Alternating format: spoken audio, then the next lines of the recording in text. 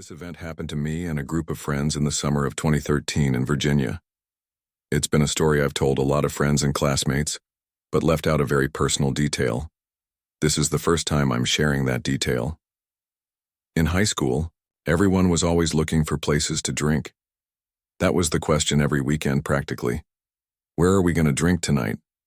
Once we found a spot where we could drink freely with limited chance of being arrested, we went there every weekend until we got bored. That sounds terrible, I know, but come on. We lived in an extremely boring, white, middle-class, gated community, ridden town. Drinking was a fun way to almost rebel against our parents and get away from the continuity of life there. So my family and I moved here to Virginia from the Midwest, and we did a lot of outdoorsy things when we lived in the Midwest. And once the move to Virginia happened, my dad ended up getting really sick, which prevented him from being outside for long periods of time. Camping was always something my family and I used to do when I was little, and now being a senior in high school, I remember how much beer my parents could drink without being disturbed. It was perfect. Get a bunch of buddies together, buy a few cases of beer, go out into the woods and camp for a weekend and get plastered for my birthday. So we did our research and found a nice-looking place about 40 minutes away, so we packed the cars full with food and gear, and of course beer. When we got to the campsite, the place was packed with campers and tents. We could hardly find a spot. The only space that was open was site number 2, which was right by the registration office. Fuck, they will definitely be able to see us drinking. But we noticed that everyone in the office left at like 5 p.m. and didn't come back until like 11 p.m. the next day. So we unpacked our stuff and camped for a weekend, and it was great. The weather was absolutely perfect. We never ran out of beer. We got to go swimming the lake. We got sun, and we got away with it. So then, of course, we go back to our cookie-cutter neighborhood and tell all our friends how great it was, and the only question we had left was, when are we going to go next? So later that very same summer, we planned out another camping trip. This is where it got very strange. So we got, like, half of the original group to come again, as well as 2 very attractive girls who signed on to go with us. We were, of course, going to go back to the same place we went to last time when we had such a fun time. So we did the 40-minute drive back to the campground, and I noticed it felt different on the drive in. I attributed it to the cloudy covered sky, but something felt very different. We arrived at the campground together, and the first I noticed was that there was nobody there, no tents or campers anywhere except for one. There was also nobody in the registration office, which I thought was strange for 3 p.m. on a Friday at the end of July. I just remember thinking, I should be weirded out by the fact that there is nobody here right now, but nobody else seems to be noticing, so it might just be me. But something's not right. It was like everybody else knew something that we didn't. The one other camper there didn't have anybody in it. We were there for 3 days straight, and we didn't see a single person come in or out of the camper the whole time, nor did we see anything on their surroundings moved around. The whole weekend ended up being weird. The weather was rainy and humid, so we spent a lot of time in the tent just roasting and drinking beer. We were sitting in the tent when one of the girls says, "Is there someone walking on our site right now?" So I poked my head out of the tent, and there was a state ranger parked at our site looking at me, not 3 feet away from the tent opening. I immediately freaked out because we had been drinking in the tent, so I said, "Hi, sir, how can I help you?" And all he said back was, "Don't forget to pay your camping fees." Then he stood there for like a minute just staring at me. He gave a small chuckle before backing up to his truck and getting in and driving away in the direction of the empty camper. I went back and told the story with relief because we got away with drinking. But something didn't feel right about that. But that's not the detail. That comes into play that night. We were sitting around the campfire, drinking beer and telling funny stories. Earlier in the day, one of our friends, Mitch, went to go get more beer since we ran out. The only problem was he left at 3 p.m. and still wasn't back at 12 a.m., so I was slightly freaking out. The culmination of all the weird things deterred me from drinking any beer that night so I could stay clear-headed in case anything weird happened. Boy, am I glad I made that decision. So we're all sitting around the campfire telling stories when I notice a car drive up, thinking it's Mitch. I jump up to see, but it's just a brown, rusty-looking truck, and it pulls into site number 1, which is a stone's throw away from us. It should have made me feel comfortable to know we're not alone out here in the woods, but it didn't. It made me paranoid, specifically for two reasons. One, it was 12:30 a.m. There was no reason he should be here at this time if he was just going camping. Two, he didn't have any tents or camping equipment in the back. All he had was a blue tarp covering a half-full bed. So I stay aware, but calm as to not freak out my group of friends. But I noticed him setting up a floodlight and a wooden bench. But that's all I could see because he parked his truck on the far side of the campsite to block view from us. I talked myself down by saying, "Just calm down, you're being paranoid. It's probably just something you don't want to get involved with." So I turned my full focus to my friends and even started drinking some beer. About an hour later, I made my worries about Mitch known to everyone and they all calmed me down.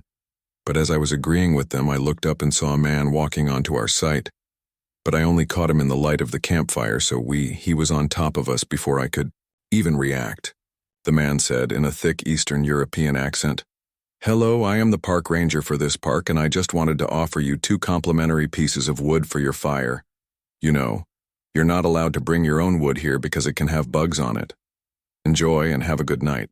We waited until he was out of earshot before giving it the "what in the fucking hell was that? We're outside, don't bugs like live out here? Why would it matter?" But I noticed when he put the wood down next to our fire, there was a part of him that didn't bend when he did. Once he was walking away and I saw it swinging from his belt loop, did I know he was carrying a large machete.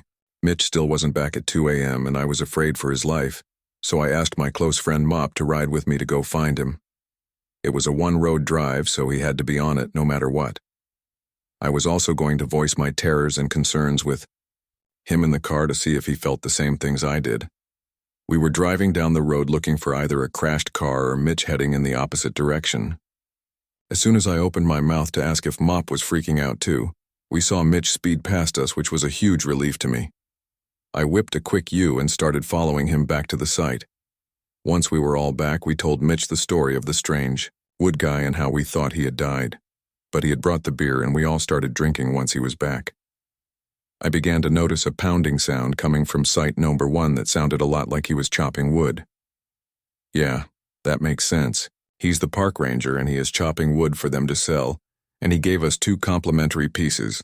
That makes sense. Until we ran out of wood and they asked me to go steal some more, nothing made sense about that. We brought bundles of wood, enough to last us through this night, and it was gone. So I guess I had to go steal some wood. Now, the wood tower was in between site number 1 and site number 1, but it was closer to site number 1. I snuck from our campsite through the woods towards the wood tower. I was drunk at this point and was not scared of the mysterious wood chopper. So I get to the wood tower and begin sliding pieces of wood into my arms. The more I get, the less times I have to come and steal more. So I grab about 8 big pieces and start sneaking back, but not before throwing a glance in the direction of site number 1, where the chopping sound continued. My eyes focus on the wooden bench where I saw the park ranger chopping, with his machete, a human leg. I saw him plummet the large knife in the thigh, and it cut in about halfway before he raised it again and slammed it back into the same spot, severing it from the rest of the leg. I closed my eyes and froze. I immediately started tearing up and felt like I was going to puke. It felt like I was standing there for hours. There in the dark, with my arms shaking from holding the heavy wood and my eyes watering from the trauma that unfolded in front of me. I pulled my legs out of their frozen state and slunked back to our site. I dropped the wood down and just sat down. I didn't know what to do. I could have said something and we could have gone home and gotten in trouble, but I would have known everyone would be okay. Or I could keep quiet and not freak everyone out.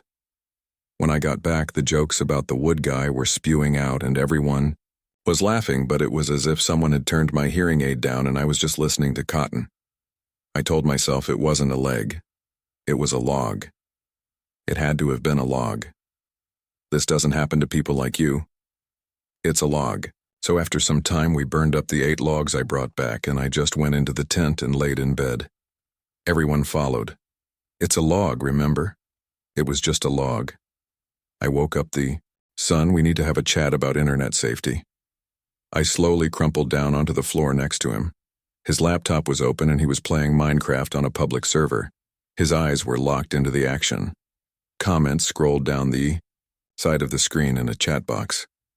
Son, can you stop your game for a minute? He exited the world, closed the laptop, and looked up at me. "Dad, is this going to be another cheesy, scary story?" "What?" I faked hurt feelings for a second, and then grinned at him. "I thought you liked my cautionary tales." He grew up listening to my stories about children who encountered witches, ghosts, werewolves, and trolls.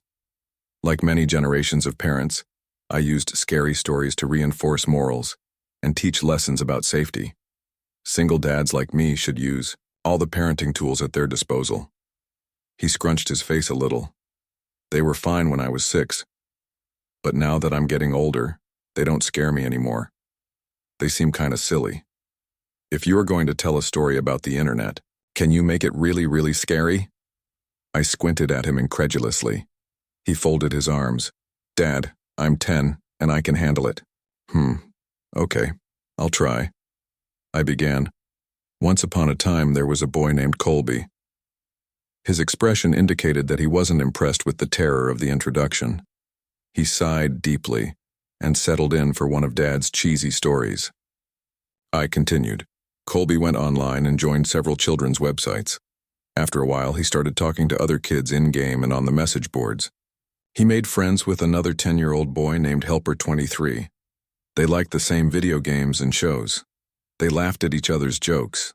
They explored new games together. After several months of friendship, Colby gave Helper23 6 diamonds in a game they were playing. This was a very generous gift. Colby's birthday was coming up, and Helper23 wanted to send him a cool present in real life. Colby figured it wouldn't hurt to give Helper23 his home address, as long as he promised not to tell it to any strangers or grown-ups. Helper23 swore he wouldn't tell anyone else, not even his own parents, and set about mailing the package. I paused the story and asked my son, "Do you think that was a good idea?" "No," he said, shaking his head vigorously. In spite of himself, he was getting into the story. Well, neither did Colby. Colby felt guilty about giving away his home address, and his guilt began to grow. And grow. By the time he put on his pajamas the next night, his guilt and fear were larger than anything else in his life. He resolved to admit the truth to his parents. The punishment would be steep, but it was worth it to have a clear conscience. He squirmed in his bed as he waited for his parents to tuck him in. My son knew the scary part was coming up. In spite of his tough talk, he leaned forward wide-eyed. I spoke quietly and deliberately. He heard all the noises of the house. The washing machine bounced around in the laundry room. Branches scraped against the brick outside his room. His baby brother cooed in the nursery. And there were some other noises he couldn't quite pinpoint. Finally, his dad's footsteps echoed down the hall. "Hey, Dad," he called out nervously. "I have something to tell you." His dad stuck his head in the doorway at a weird angle. In the darkness, his mouth didn't seem to move, and the eyes were all wrong. "Yes, son." The voice was way off, too. "Are you okay, Dad?" the boy asked. "Uh-huh," sung the father in his strangely affected voice. Colby pulled his covers up defensively. Is Mom around?" "Here I am."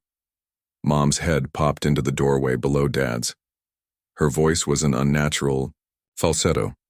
"Were you about to tell us that you gave our home address to Helper23? You shouldn't have done that.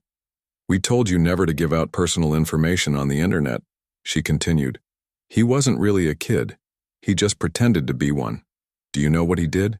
He came to our house, broke in, and murdered both of us, just so he could spend some time with you." A fat man in a wet jacket emerged in the child's doorway holding the 2 severed heads. Colby shrieked and gasped as the man dropped the heads on the ground, unsheathed his knife, and moved into the room to work on the boy. My son screamed too. He twisted his hands defensively over his face. But we were just getting started with the story. After several hours, the boy was almost dead and his screams had become whimpers. The killer noticed the wailing of a baby in another room and removed his knife from Colby. This was a special treat. He had never murdered a baby before and was excited about the prospect. Helper23 left Colby to die and followed the cries through the house like a homing beacon. In the nursery, he walked to the crib, picked the baby up, and held it in his arms. He moved towards the changing table to get a better look, but as he held the baby, the crying died down. The baby looked up and smiled.